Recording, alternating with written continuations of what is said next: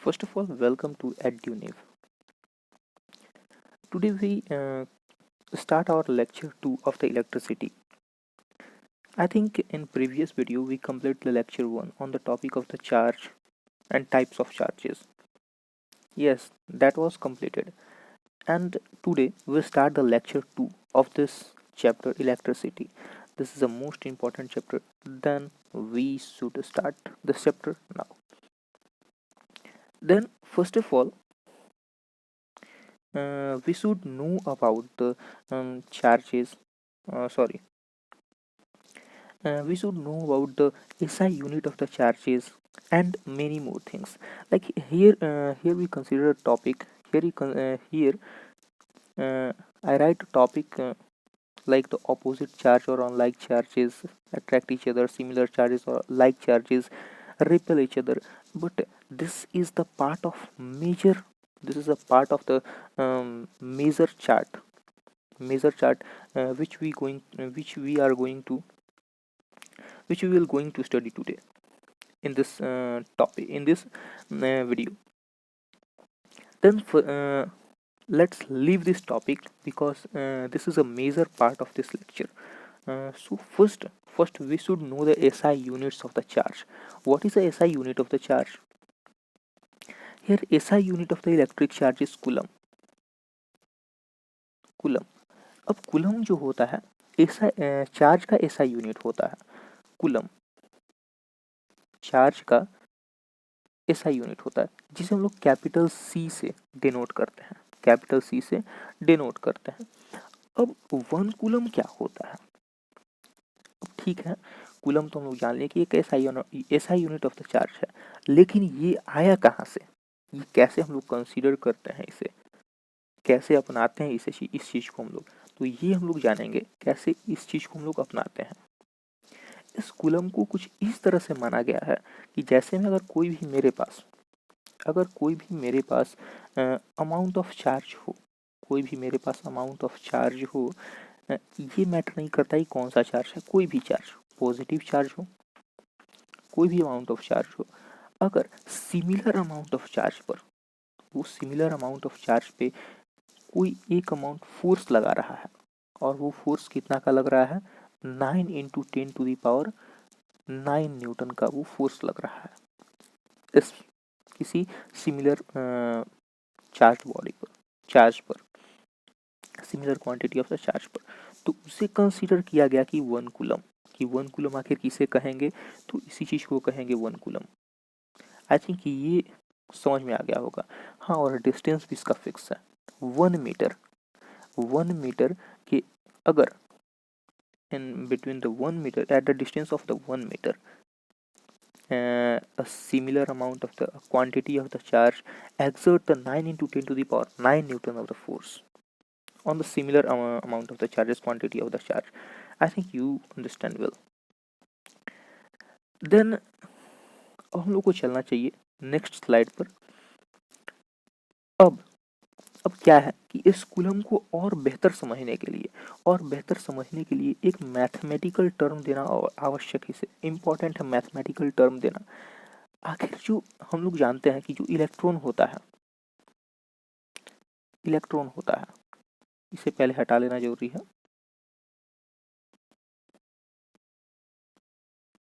Electron होता है तो इलेक्ट्रॉन पर कितने चार्ज होते हैं?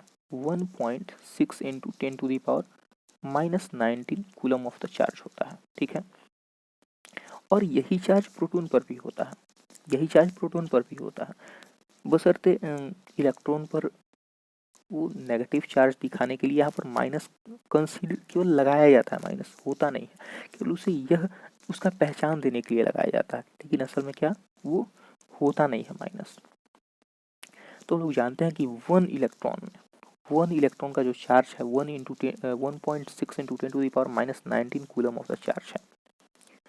अब जो कूलम है एक बहुत बड़ा अमाउंट हो जाएगा, तो इस कूलम के अमाउंट में कितना इलेक्ट्रॉन नंबर ऑफ इलेक्ट्रॉन कितना है, तो इस चीज को देखेंगे। एक मैथमेटिकल क्वेश्चन सॉल्व करेंगे इसी पर कि कितने इलेक्ट्रॉन है एक कूलम में। जिससे काफ़ी बेहतर समझ में आ जाएगा। अब तो हमें एक टॉपिक पढ़ना है, एक टॉपिक पढ़ना है प्रॉपर्टीज ऑफ चार्जेस, जिसमें एक आता है क्वांटाइजेशन ऑफ चार्ज, जिसमें आता है quantization of charge. Quantization of charge, इसका एक इक्वेशन होता है Q is equal to N E, या फिर इसे हम लोग इस तरह भी लिख सकते हैं small q is equal to N E. अब यहाँ पर Q का मतलब क्या हुआ? Q का मतलब हो गया चार्ज, Q का मतलब होता है चार्ज। N का मतलब होता है number of electron, number of electron, और E का मतलब तो सभी लोग जानते हैं इलेक्ट्रॉन बताया जाता है, जिसमें 1.6 इंटू 10⁻⁻19 कूलम होता है। अब इसी फॉर्मूले पर हम लोग इसको करेंगे, इस इक्वेशन को करेंगे। खैर ये जो क्वांटाइजेशन ऑफ चार्ज है इसे कुछ हद तक हम लोग नेक्स्ट स्लाइड में पढ़ेंगे, लेकिन काफ़ी डिटेल में हमें नहीं पढ़ना है अभी, तो इसे कुछ हद तक पढ़ेंगे। लेकिन अभी इस इक्वेशन से हम लोग 1 कूलम में इलेक्ट्रॉन का नंबर निकालेंगे। तो हम लोग जानते हैं कि क्या होता है कि जो 1 इलेक्ट्रॉन होता है 1.6 इंटू 10⁻⁻19 कूलम होता है। वो क्या होता है? 1 इलेक्ट्रॉन का चार्ज होता है, 1 इलेक्ट्रॉन का चार्ज होता है। अब अगर हम लोग फॉर्मूला देखें Q is equal to N E, Q is equal to N E, खैर ये बिना फॉर्मूला का भी बन जाएगा, इसका कोई ज़रूरत नहीं है, तो बस समझने के ऊपर डिपेंड करता है कि कैसे हम लोग समझ सकते हैं। तो दोनों तरह से देख लेते हैं हम लोग। अगर अभी इसे छोड़ देते हैं, अभी हम लोग इसे नहीं देखेंगे, अभी इस चीज़ को हम लोग नहीं देखेंगे, अभी सिंपल अगर हम लोग देखते हैं तो हम लोग जानते हैं कि 1 इलेक्ट्रॉन का charge 1.6 1 into 10 to the power 1.6 into 10 to the power -19 coulomb होता है। तो अब 1 कूलम चार्ज में कितने इलेक्ट्रॉन होंगे? तो 1 कूलम चार्ज में क्या 1 से ये 1 नंबर ऑफ इलेक्ट्रॉन, जो 1 इलेक्ट्रॉन का चार्ज है उसे डिवाइड कर सकते हैं? ऑफ कोर्स कर सकते हैं। अगर ऐसे नहीं समझ में आया तो एक अभी हमने इक्वेशन दिया था Q is equal to N E. तो Q हमारा कितना है? 1 कूलम, क्योंकि हमें 1 कूलम का चार्ज निकालना है। तो 1 coulomb is equal to number of electron, हमको पता करना है, तो n, और जो ये इलेक्ट्रॉन है इसको इधर ट्रांसफर करेंगे तो ये फ्रैक्शन हो जाएगा 1.6 into 10 to the power -19।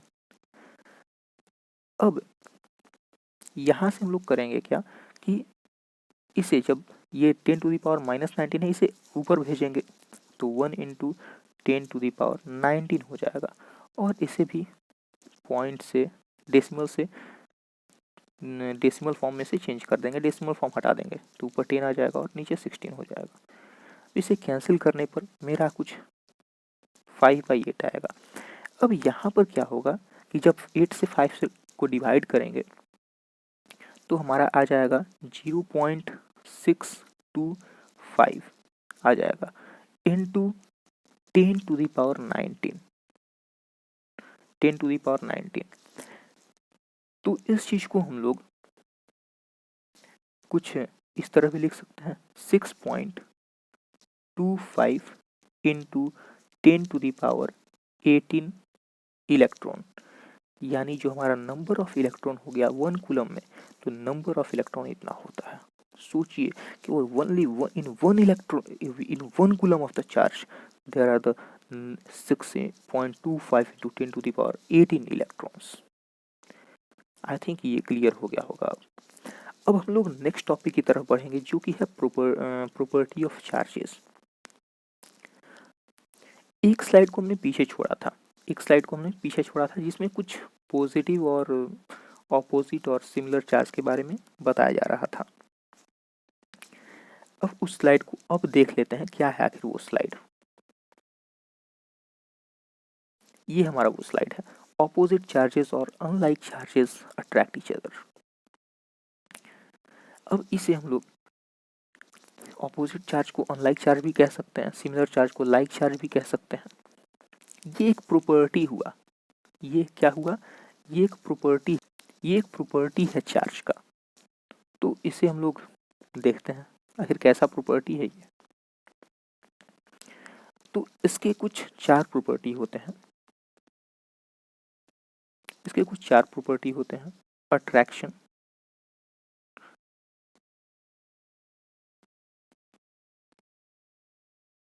Attraction property,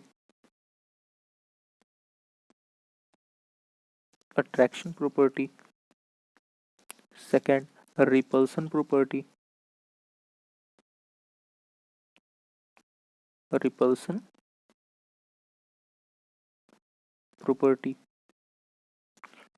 and third होता है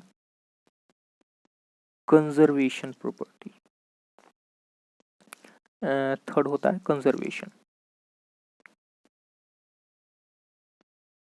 कंजर्वेशन, हाँ इसे कहते हैं हम लोग, क्या कहते हैं इसे कहते हैं law of conservation of charge.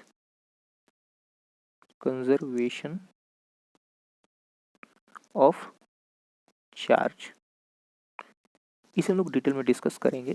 और फोर्थ होता है जिसके मदद से हम लोग 1 कूलम में कितने नंबर ऑफ इलेक्ट्रॉन का वैल्यू निकाला था, क्वांटाइजेशन ऑफ चार्ज।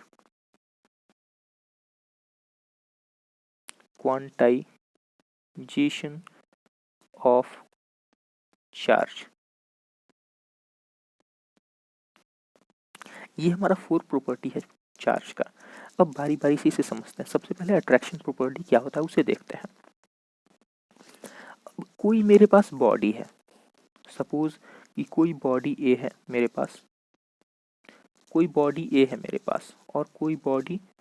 बी है मेरे पास, ठीक है, कोई बॉडी ए है, कोई बॉडी बी है मेरे पास। अब यहाँ पर जब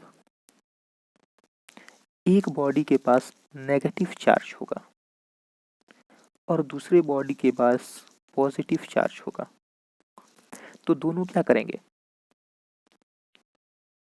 सॉरी मैंने साइन गलत दे दिया, दोनों क्या करेंगे, आपस में अट्रैक्ट करेंगे, आपस में बॉडी आकर जो होगा चिपक जाएगा, चिपक जाएगा। जैसे हम लोग ने प्रीवियस वीडियो में क्या देखा था, एक एक्सपेरिमेंट देखा था, कॉम्ब और हेयर वाला एक्सपेरिमेंट, जिसमें अगर पॉजिटिव या फिर नेगेटिव कोई भी चार्ज किसी के पास ज़्यादा हो जा रहा था तो वो चार्ज बॉडी हो जा रहा था और फिर आपस में चिपक जा रहा था, तो अट्रैक्शन प्रॉपर्टी हो गया। ये हो गया क्या, तो ये हो गया अट्रैक्शन प्रॉपर्टी चार्ज का। अब यहाँ पर एक रिपल्सन प्रॉपर्टी भी आता है। रिपल्सन प्रॉपर्टी में दो केस आ जाएगा। कैसे दो केस आ जाएगा, तो रिपल्सन प्रॉपर्टी में दो केस कैसे आ जाएगा, तो सपोज ये बॉडी मेरा एक बॉडी है ए, एक बॉडी है बी, ठीक है, इसके पास प्लस चार्ज है, इसके पास भी प्लस चार्ज है, तो क्या करेगा, बॉडी रिपेल करेगा एक दूसरे को। ये तो केस 1 हो गया। केस 2 में क्या होगा कि किसी बॉडी के पास नेगेटिव चार्ज है और दूसरे बॉडी के पास भी नेगेटिव चार्ज है, तो ये भी आपस में क्या करेगा, रिपेल करेगा। तो ये दोनों जो केस है ये क्या है, रिपल्सन प्रॉपर्टी है। आई थिंक ये भी समझ में आ गया होगा। तो इन्हीं दोनों चीज़ों को हम लोग ने सेकेंड स्लाइड में ही देखा था कि ऑपोजिट चार्जेस और unlike charges attract each other और सिमिलर चार्जेस और like charges repel each other. ये तो ठीक है। अब क्या देखेंगे, अब इसका थर्ड प्रॉपर्टी देखेंगे। कौन सा थर्ड प्रॉपर्टी? द कंजर्वेशन, यानी law of conservation. Law of conservation of inner charge का यही थर्ड प्रॉपर्टी है, तो इसी को हम लोग देखेंगे नेक्स्ट स्लाइड में। तो अब हम लोग जानते हैं कि कोई भी एक एनर्जी के लेवल से देखा जाए तो एनर्जी हम लोग जानते हैं कि न ही एनर्जी को क्या किया जाता है, कि ना ही एनर्जी को क्रिएट किया जा सकता है, ना ही एनर्जी को क्रिएट किया जा सकता है और ना ही एनर्जी को डिस्ट्रॉय किया जा सकता है। यही सिमिलर प्रॉपर्टी है चार्ज का भी, यही सिमिलर प्रॉपर्टी है चार्ज का भी। चार्ज में भी अगर कोई दो बॉडी है मेरे पास, कोई बॉडी ए है और कोई बॉडी बी है, दोनों के पास इक्वल अमाउंट ऑफ चार्ज है, ठीक है, दोनों के पास चार्ज है। अब इस केस में क्या होगा कि, तो यहाँ पर क्या होगा कि यहाँ पर अगर यहाँ पर कोई मेरे पास एक सपोज कि मेरे पास एक प्लास्टिक रॉड है, एक प्लास्टिक रॉड है और एक फर है, कोई भी पंख है मेरे पास। अगर इन दोनों को पहले तो ये शुरुआत में क्या थे, अनचार्ज्ड थे, ये चार्ज बॉडी नहीं थे, लेकिन अगर इन दोनों को मैंने रगड़ा तो क्या हो गया, कोई एक एक्सपेरिमेंट में तो डिस्कस कर चुके हैं प्रीवियस वीडियो में, तो किसी एक का अगर नेगेटिव चार्ज चला गया दूसरे पर तो क्या हुआ, ये इससे ये क्या हुआ, नेगेटिव चार्ज गेन कर लिया। क्या हुआ, इससे इससे ये जो प्लास्टिक रॉड है इलेक्ट्रॉन नेगेटिव चार्ज गेन कर लिया तो ये खुद ब खुद पॉजिटिव बन जाएगा। अब यहाँ पर इस बॉडी में अगर देखें कि ये अगर जो नेगेटिव चार्ज है इसके पास चला जाएगा, बॉडी ए के पास चला जाएगा, तो इसके पास क्या होगा कि ये चार्ज नहीं रहेगा अब, और इसके पास एक इलेक्ट्रॉन चला जाएगा, यानी इधर अमाउंट ऑफ इलेक्ट्रॉन ज़्यादा हो गया और इधर अमाउंट ऑफ द इलेक्ट्रॉन कम हो गया। लेकिन जब इधर अमाउंट ऑफ इलेक्ट्रॉन ज़्यादा हुआ तो इधर तो अमाउंट ऑफ द प्रोटॉन तो बढ़ा, तो जब अमाउंट ऑफ इलेक्ट्रॉन इधर ज़्यादा हुआ तो क्या इसे हम लोग कंक्लूड कर सकते हैं कि ये क्या हो सकता है कि एक फॉर्म से दूसरे फॉर्म में चेंज हो सकता है, ये ट्रांसफ़र हो सकता है, डिस्ट्रॉय और क्रिएट नहीं हो सकता है। तो इतना आज के लिए काफ़ी है। नेक्स्ट लेक्चर में हम लोग एक और टॉपिक थोड़ा बहुत उसके बारे में जानेंगे, क्वांटाइजेशन ऑफ चार्ज के बारे में।